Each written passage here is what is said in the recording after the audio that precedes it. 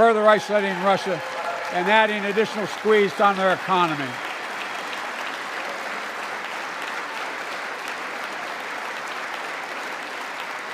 He has no idea what's coming. The ruble has already lost 30% of its value. The Russian stock market has lost 40% of its value, and trading remains suspended. The Russian economy is reeling, and Putin alone is the one to blame.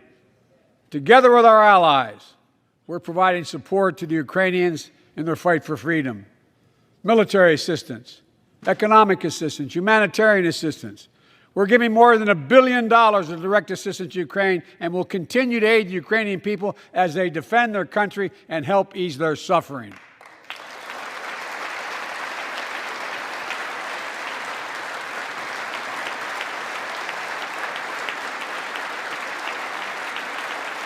But let me be clear, our forces are not engaged and will not engage in the conflict with Russian forces in Ukraine. Our forces are not going to Europe to fight Ukraine, but to defend our NATO allies in the event that Putin decides to keep moving west. For that purpose, we have mobilized American ground forces, air squadrons, ship deployments to protect NATO countries including Poland, Romania, Latvia, Lithuania, and Estonia. And as I've made crystal clear, the United States and our allies will defend every inch of territory that is NATO territory with the full force of our collective power. Every single inch.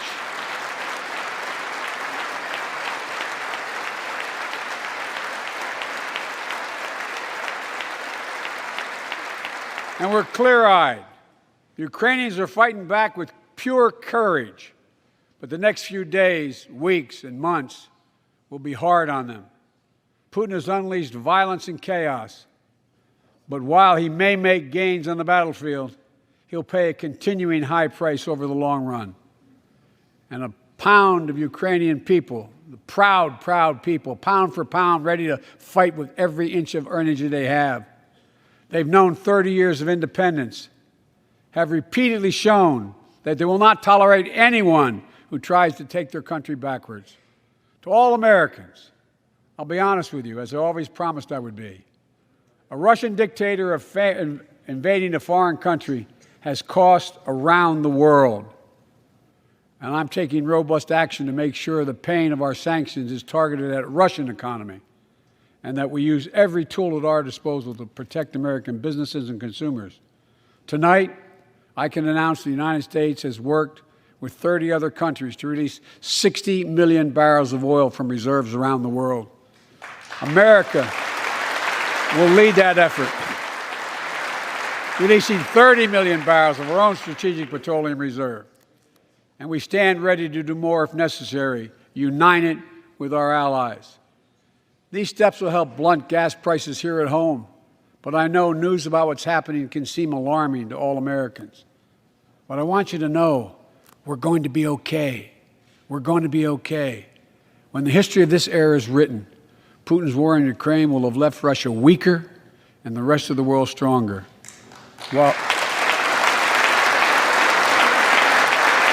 it shouldn't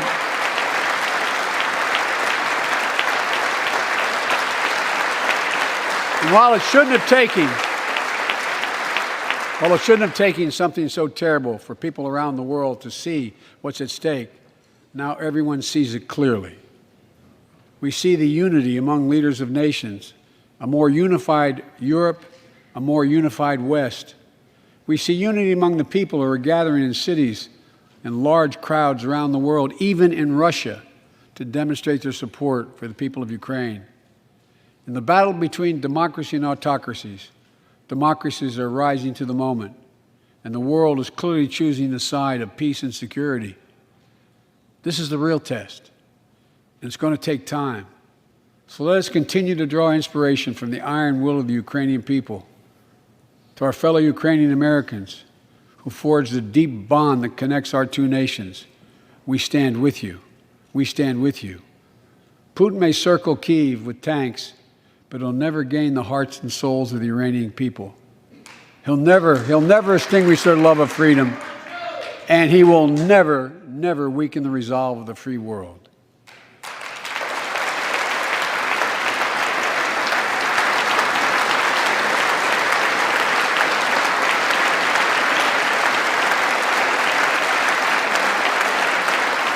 We meet tonight in an America that has lived through two of the hardest years this nation has ever faced.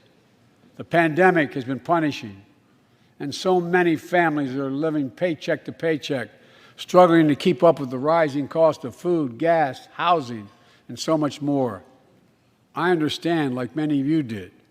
My dad had to leave his home in Scranton, Pennsylvania to find work. So like many of you, I grew up in a family when the price of food went up, it was felt throughout the family. It had an impact. That's when one of the first things I did as president was fight to pass the American Rescue Plan. Because people were hurting, we needed to act, and we did. Few pieces of legislation have done more at a critical moment in our history to lift us out of a crisis. It fueled our efforts to vaccinate the nation and combat COVID-19, delivered immediate economic relief to tens of millions of Americans. It helped put food on the table. Remember those long lines of cars waiting for hours just to get a box of food put in their trunk. It cut the cost of health care insurance. And as my dad used to say, it gave the people just a little bit of breathing room. Unlike the $2 trillion tax cut passed in the previous administration that benefited the top 1% of Americans, the American Rescue Plan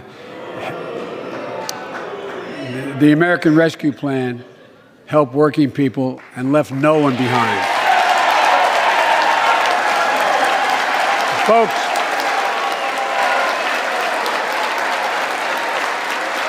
and it worked. It worked.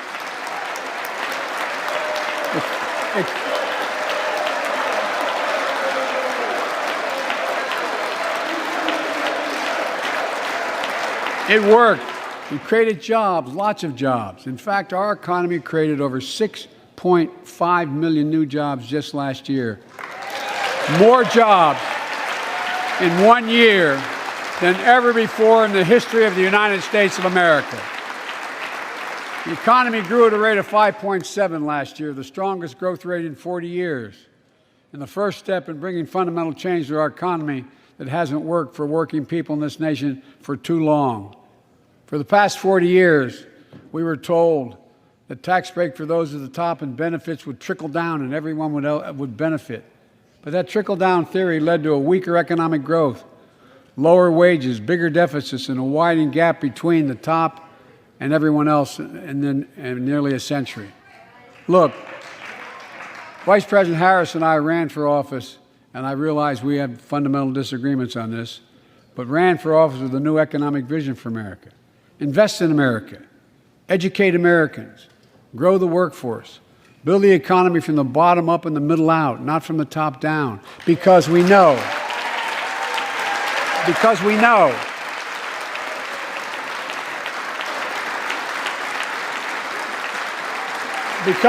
when the middle class grows, the poor have a way up and the wealthy do very well. America used to have the best roads, bridges, and airports on earth, and now our infrastructure is ranked 13th in the world. We won't be able to compete for the jobs of the 21st century if we don't fix it. That's why it was so important to pass the bipartisan infrastructure law. And I thank my Republican friends who joined to invest and rebuild America, the single biggest investment in history.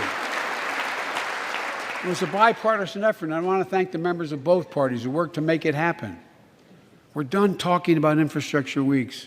We're now talking about an infrastructure decade. And look, it's going to transform America, to put us on a path to win the economic competition of the 21st century that we face with the rest of the world, particularly China. I've told Xi Jinping it's never been a good bet to bet against the American people. We'll create good jobs for millions of Americans, modernizing roads, airports, ports, waterways, all across America. And we'll do it to withstand the devastating effects of climate change and promote environmental justice. We'll build a national network of 500,000 electric vehicle charging stations. Begin to replace the poisonous lead pipes so every child, every American has clean water to drink at home and at school. We're going to provide affordable, high-speed internet for every American, rural, suburban, urban, and tribal communities. 4,000 projects have already been announced. Many of you have announced them in your districts. And tonight, I'm announcing that this year, we will start fixing over 65,000 miles of highway and 1,500 bridges in disrepair. And folks,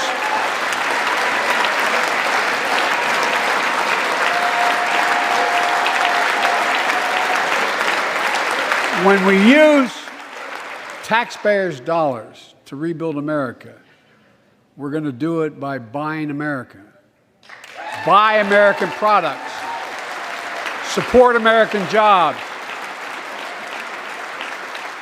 The federal government spends about $600 billion a year to keep this country safe and secure. There's been a law on the books for almost a century to make sure taxpayers' dollars support American jobs and businesses. Every administration, Democrat and Republican, says they'll do it, but we're actually doing it. We'll buy America to make sure everything from the deck of an aircraft carrier to the steel on highway guardrails is made in America from beginning to end. All of it. All of it.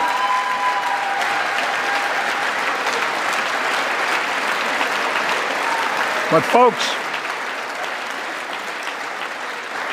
to compete for the jobs of the future, we also need a level playing field with China and other competitors.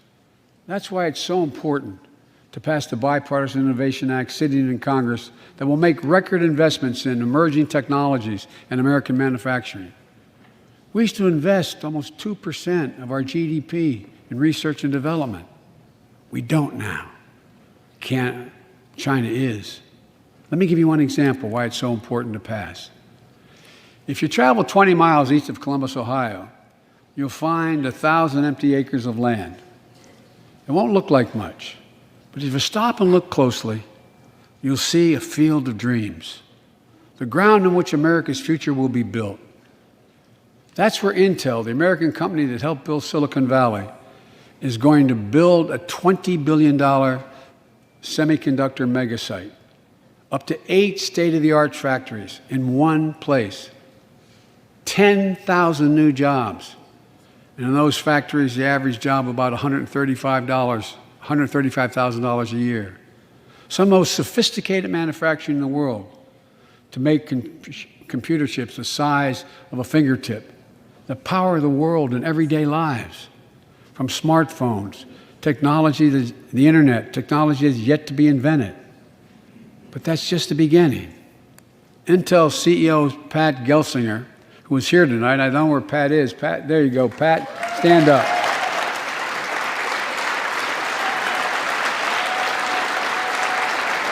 Pat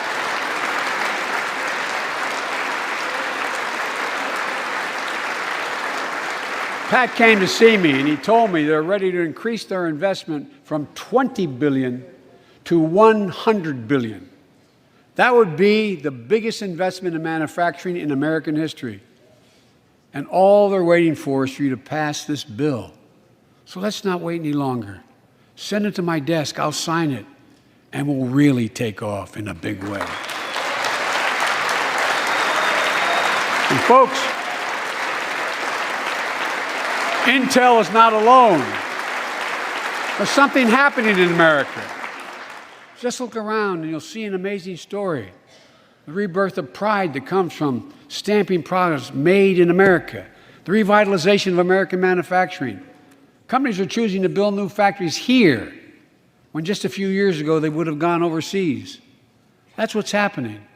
Ford is investing $11 billion in electric vehicles, creating 11,000 jobs across the country. GM is making the largest investment in its history, $7 billion to build electric vehicles, creating 4,000 jobs in Michigan. All told, 369,000 new manufacturing jobs were created in America last year alone. Folks,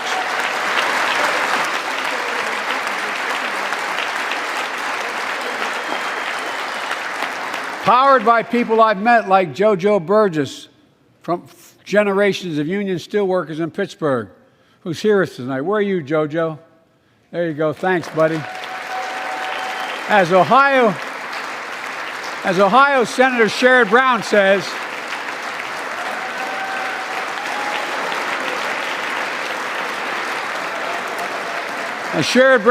it's time to bury the label Rust Belt.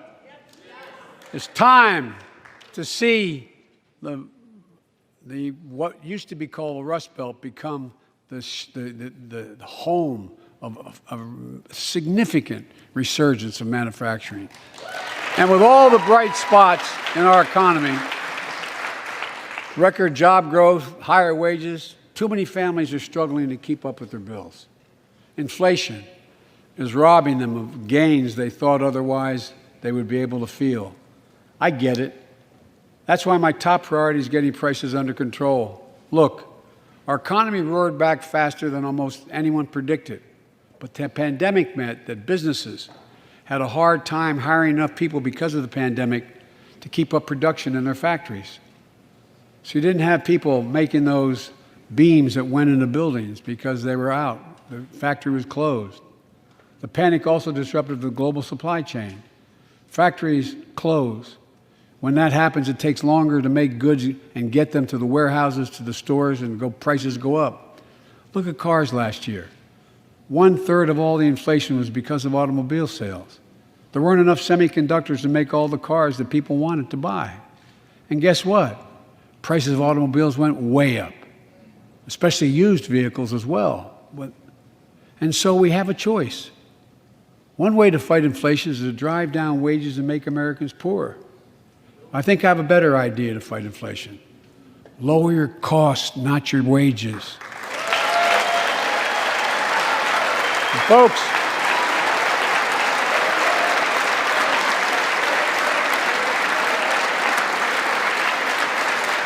that means make more cars and semiconductors in America, more infrastructure and innovation in America, more goods moving faster and cheaper in America, more jobs where you can earn a good living in America. Instead of relying on foreign supply chains, let's make it in America. Look, economists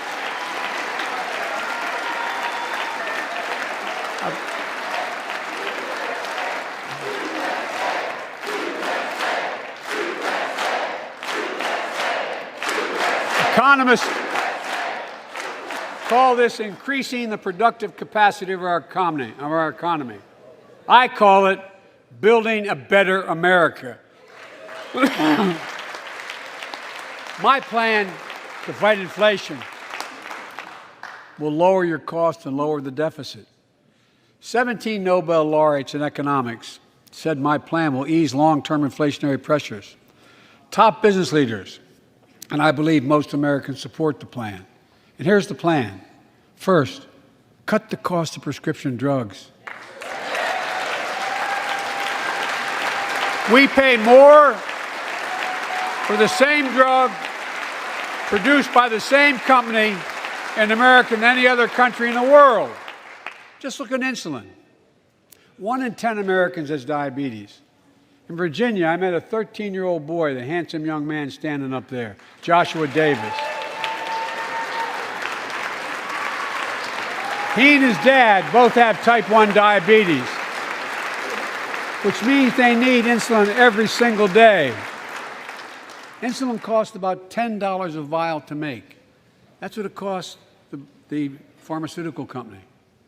But drug companies charge families like Joshua and his dad up to 30 times that amount.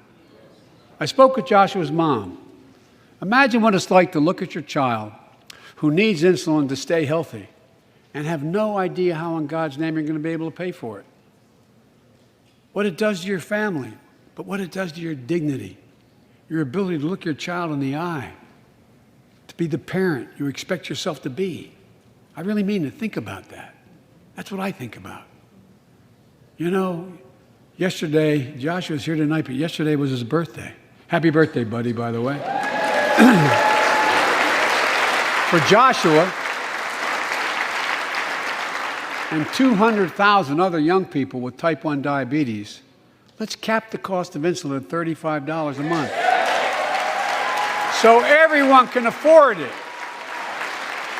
And drug companies will do very, very well, their profit margin.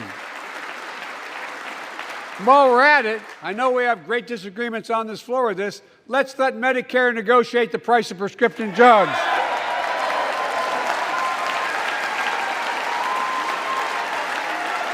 They already set the price for VA drugs. Look, the American Rescue Plan is helping millions of families with Affordable Care Act plans to save them $2,400 a year on their health premiums. Let's close the coverage gap and make these savings permanent. And second, let's cut energy costs for families, an average of $500 a year by combating climate change. Let's provide an investment tax credits to weatherize your home and your business, to be energy efficient and get a tax credit for it. Double America's clean energy production in solar, wind, and so much more. Lower the price of electric vehicles, saving another $80 a month that you're not going to have to pay at the pump. Folks,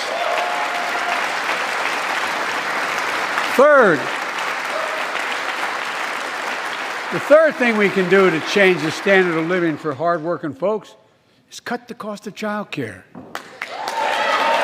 Cut the cost of child care. Folks, if you live in a major city in America, you pay up to $14,000 a year for child care per child. I was a single dad for 5 years, raising 2 kids. I had a lot of help, though. I had a mom, a dad, a brother, and a sister that really helped. But middle class and working folks